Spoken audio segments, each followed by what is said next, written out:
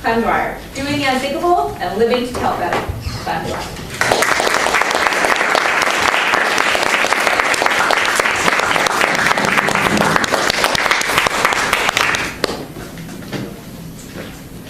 So there she was, standing before me, moving from the ground up to the sky, beckoning me, calling my name, saying, "Here, Clement, this is the adventure you've been seeking. This is your destiny."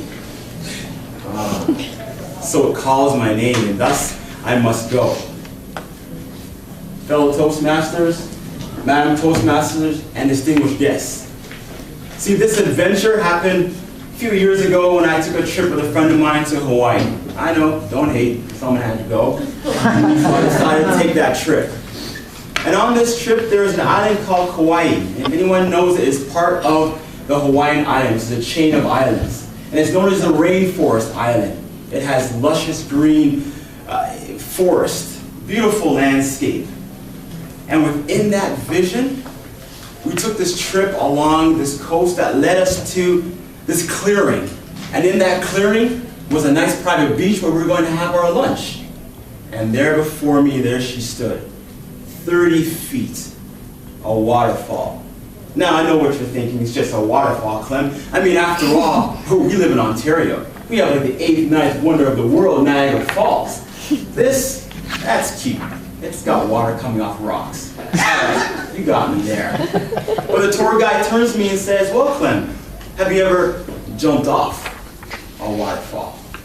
Oh, now you're teasing me, because nobody does that. I'm not temporarily, or maybe I am insane.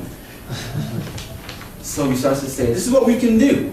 If you wish to go, join me and this other gentleman, and we'll take this quest." All right. So we start to make our way up along the side of the coast and up the mountain as we quickly and meticulously put our hands in the right spot, our feet in the right position. Because the more you go up, it's slippery. The water's flowing the other side. And if you fall, well, it's a long way down. So we start to make our way up to the top. And I get to the summit, and I look over the edge. And it's a sight to behold. It's a beautiful, beautiful afternoon. I have the water flowing past my feet as it cascades off the side of the mountain, almost like a silk sheet on a king-size bed. And the wind as it ruffles through my hair. I can smell it. And that sun. See, the sun as it beamed its warmth upon my cocoa butter skin. This is exactly what I wanted to do. This is the adventure I've been seeking. This was well worth the money. One gentleman looks over the side, and he kind of looks at me with that query look. So I look over, and I'm kind of going, we're awfully high, aren't we? So how do we get down if we don't want to jump? Oh, he says, no, see, you can't walk back down. This is way too slippery. So what if I don't want to jump? Well, then we have to get a helicopter that's going to come down and pick you up. Oh, no, you see, I'm from Scarborough. There's no way I want people to know that I chicken out on this. I have my face plastered all over Hawaiian news saying, poor Canadian couldn't face the mountain and had to be shipped away and taken by a helicopter. No, that's not happening to this brother. That's not happening. So I look over at my friend, and he says, well, winking a nod, see you on the other side. And off he goes. So I run to the cliff and I look at it. Swims to the other side, kind of looks up and waves. All right? No turning back.